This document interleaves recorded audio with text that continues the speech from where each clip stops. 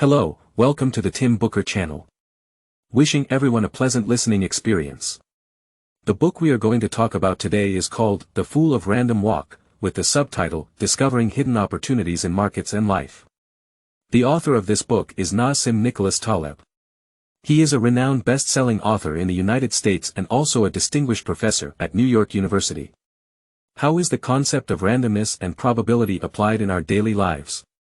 Taleb's book, along with another book called The Black Swan, are both super bestsellers and have sold particularly well in the United States. Why are these two books so popular? It's because they are full of thought-provoking insights. Upon their publication, they sparked various criticisms from experts in various fields. Why do people criticize him so much? It's because his perspectives are unconventional. Nowadays, we are bombarded with the so-called success literature. Everywhere you look, on websites, in books, and in speeches, there are people sharing their formulas for success, promoting a one-size-fits-all approach. The audience is often energized by these talks, believing that by following these formulas, they can achieve the same level of success. However, Taleb's perspective is that all of this is nonsense.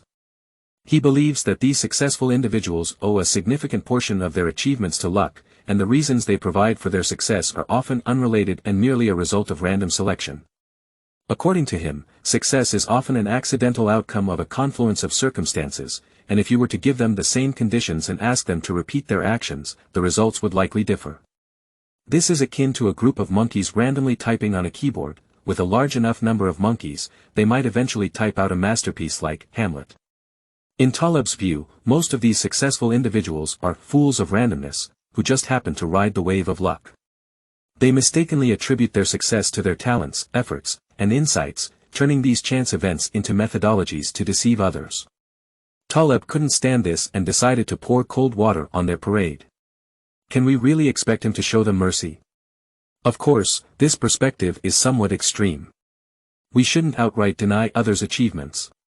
Nor should we ignore other contributing factors. Achievements are undoubtedly the result of a combination of multiple factors. However, the factor of randomness is often overlooked. The benefit of reading this book lies in its ability to maintain a balanced perspective in an environment where everyone is searching for patterns and sharing success stories. This way of thinking serves as a wake-up call for both those who have achieved some success and those who are still striving in their careers. The book is divided into 3 parts. The first part emphasizes the significance of Black Swan events. The second part underscores the importance of thinking in terms of probabilities. The third part primarily highlights the significance of survivorship bias. Now, let's delve into the specifics of these 3 viewpoints. In the first part, let's first look at the first concept, the Black Swan event. The story of the Black Swan goes like this: for thousands of years, Europeans observed swans and only saw white ones. Consequently, they concluded that all swans in the world were white. However, when they arrived in Australia, they discovered the existence of black swans. You see, just one black swan was enough to overturn all previous conclusions. Hence, the author uses the term black swan to describe rare events that, when they occur, have a disruptive impact. As the author worked for years in the U.S. Securities Exchange, he frequently witnessed friends and colleagues experiencing black swan events. One day, they could be living a life of luxury, and in just a couple of days, they would be struggling with moving, selling belongings, and borrowing money. From overnight riches to overnight bankruptcy, such stories are common. These experiences led the author to establish a strong financial habit of being cautious with risk management. In his perspective, having a stable career as a dentist might not make one wealthy, earning only a few tens of thousands of dollars annually. However, compared to a securities trader who dances on the edge, risking the possibility of losing everything overnight, the dentist's situation is much more prosperous. The dentist will never go bankrupt overnight. In his view, what happens at the trading table, regardless of the money won or lost, is relatively unimportant. The crucial factor is not leaving the table. As long as one remains in the game, there's always a chance for another round. Therefore, it's essential to keep a safety net of money, allowing oneself to play in the most stable manner. That's what matters most. No matter how high the probability of winning, one should never bet everything they have. This conservative investment approach is widely acknowledged in the investment world. Risk-taking investors often believe that understanding risk management is what truly defines an investor, while lack of risk management reflects a gambler's mindset. For instance, Warren Buffett sums up his investment philosophy in 6 words: be fearful when others are greedy. This means that while it's important to take substantial risks to gain significant rewards, avoiding substantial losses is even more critical. Sometimes, losing less is equivalent to winning, and practicing stop-loss in the investment world is a crucial skill. Human beings generally have a strong aversion to losses. Traders in the capital market, however, view the ability to cut losses as a means of making money. If a trader makes a wrong call, it's not their money they're losing, but their customers.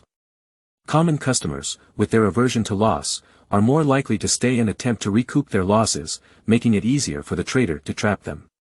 Moreover, successful traders often become evangelists of their investment techniques after a profitable trade. Nonetheless, the most skilled traders are those who don't actively engage in stock trading, they only profit from transaction fees. Therefore, many individuals who make money in the stock market actually have no connection to the traders themselves. The primary reason for their success is often due to catching on to a successful company's upward trajectory.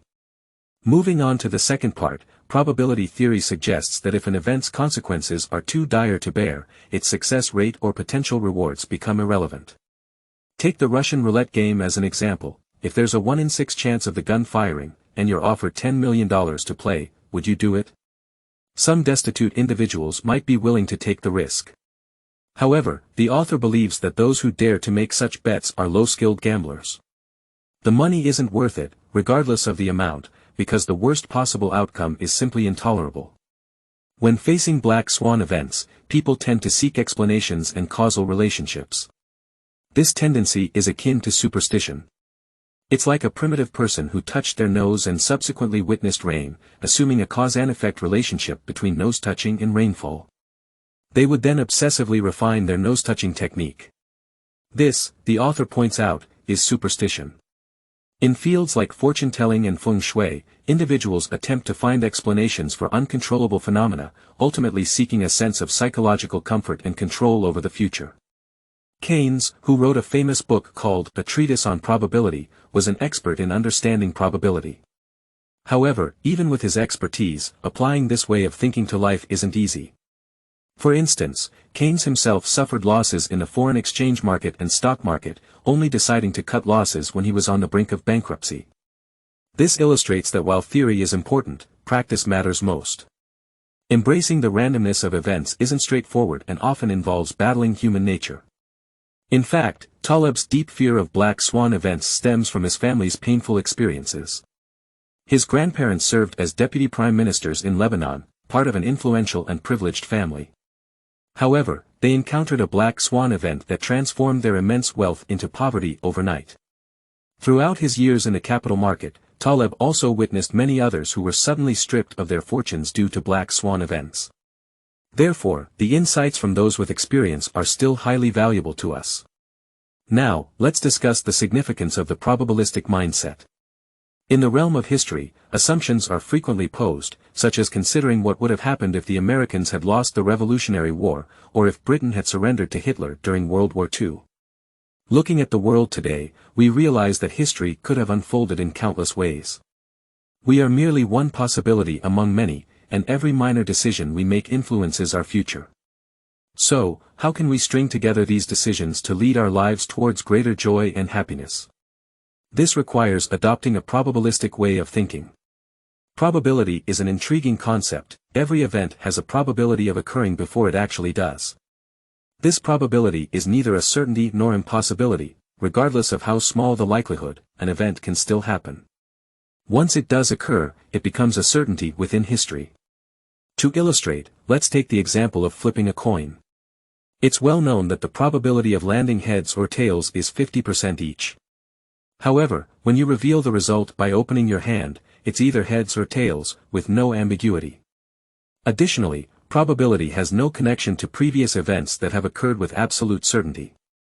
If the probability of landing heads on your last coin toss was 50%, it remains 50% for your next toss.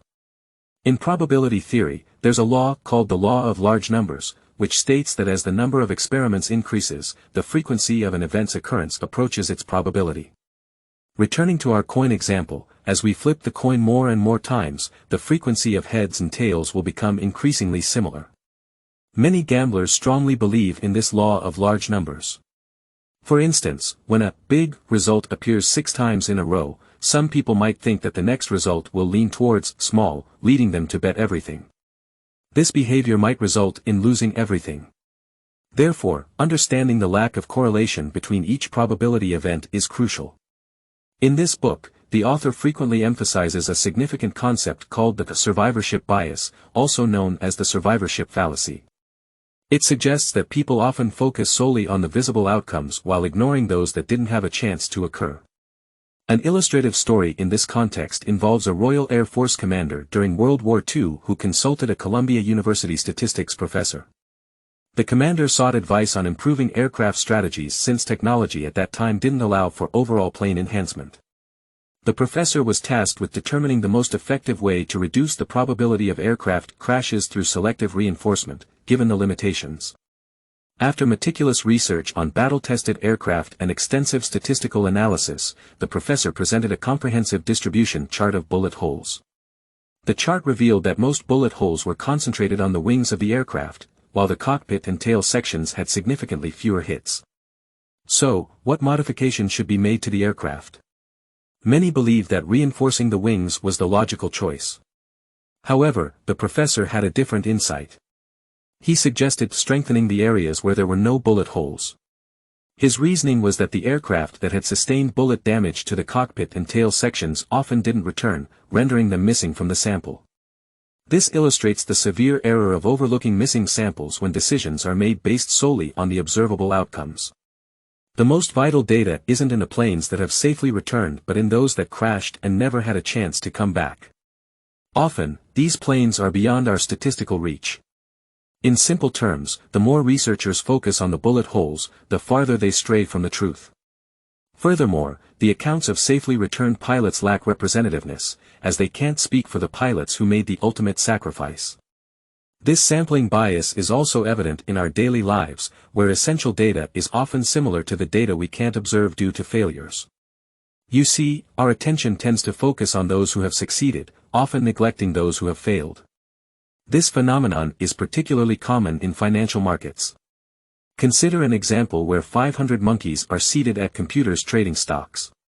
They have 2 buttons in front of them, one for buying and one for selling. They randomly press these buttons to make trades. At the end of each year, we evaluate their profits. If they've made money, we keep them, if they've lost, we discard them. Every year, results will either be profitable or loss-making. In the first year, around 250 monkeys will remain. In the second year, there will be 125 monkeys, and the number will have each year, reducing to 31 monkeys in the fourth year. If this pattern continues, by the 9th year, 1 monkey will have successfully made profits for 9 consecutive years. This monkey becomes the epitome of success in our eyes. Of course, this monkey might reflect on these years and believe that his achievement is deserved, attributing it to his intelligence and diligence. He compiles his strategies into a methodology, which he imparts to other monkeys seeking advice. For instance, he might teach them that before buying stocks, they should hop 3 times in place, as this might lead to a rise. Although this example sounds peculiar, it demonstrates that identifying these successful monkeys can be challenging. Moreover, many fraudsters exploit this situation to deceive people. They select a subset of stock traders, then send messages claiming a certain stock will rise to half of them and that it will fall to the other half. In each subsequent round, they divide the recipients into those who received correct predictions and continue until only a small group receives a string of accurate predictions. These individuals are seen as miraculous and may be entrusted with money before disappearing.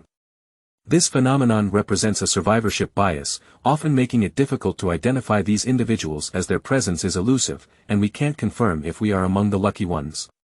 The author, while navigating stock markets, also observes a general tendency wherein people believe events will naturally progress towards favorable outcomes. This mindset suggests that while people might acknowledge randomness in the short term, they tend to discount it over extended periods. For instance, if someone invested $1,000 in a stock yesterday and it surged to $10,000 today, many would perceive it as luck. However, if the same investment had been made 3 years ago and now reaped the same returns, people might attribute it to skill. This inclination to view time differently based on the investment horizon can lead to misconceptions. To avoid such misconceptions when facing randomness, the author proposes 2 key techniques. The first is to avoid path dependency, which refers to our tendency to adhere staunchly to our initial beliefs due to the time invested. Overcoming this predisposition is uncommon and requires recognizing that change in perspective is often beneficial. The second technique is to filter out noise. While many stock traders enjoy short-term gains by closely monitoring the market's fluctuations, the author advises focusing on a selected stock and minimizing the time spent checking its progress. He argues that continuously tracking the market can be exhausting and wasteful, as it expends time on matters beyond one's control. Instead, he advises a more rational approach by making timely adjustments and not getting ensnared by superficial concerns. This approach values time as a more precious asset than money and advocates incorporating time as a primary indicator in decision-making. Alright, let's summarize. This book primarily conveys 3 main points. 1. First, we need to be cautious about Black Swan events. Even if an opportunity promises substantial gains, if the potential outcome is intolerable, it's not worth pursuing. 2. Second, we should adopt a probabilistic mindset to approach problems. Probability thinking can significantly guide our choices in life. 3. Third, beware of the survivorship bias error. Learn to identify those missing samples. Don't be misled by rare success stories. To avoid the aforementioned misconceptions, avoid depending on existing paths, strive to live each day with a blank slate, free from irrelevant noise. In the face of randomness, the only sensible approach is to do our best with the tasks at hand. If you're unsure about what you want to do now, start by keeping yourself busy in seeing things through to completion. As the author suggests, someone who possesses valuable skills but struggles financially will eventually rise. On the other hand, a lucky fool might experience short-term strokes of good fortune, but in the long run, their situation may not be as rosy as it appears. In a world filled with randomness and uncertainty, our correct approach to the future should be one of composure, focused on growth. Good fortune will eventually find its way to you. Regardless of the field, the greatest risk is the Black Swan event, which is characterized by its unpredictable nature. The only predictability is that it will inevitably occur. Well, congratulations on finishing another book today. Congratulations on completing another book. Thank you for your support and attention. Please subscribe to the Tim Booker channel, and remember to like and share with your family and friends. Wisdom deserves to be shared, paving the way for a better future. Thank you, and goodbye.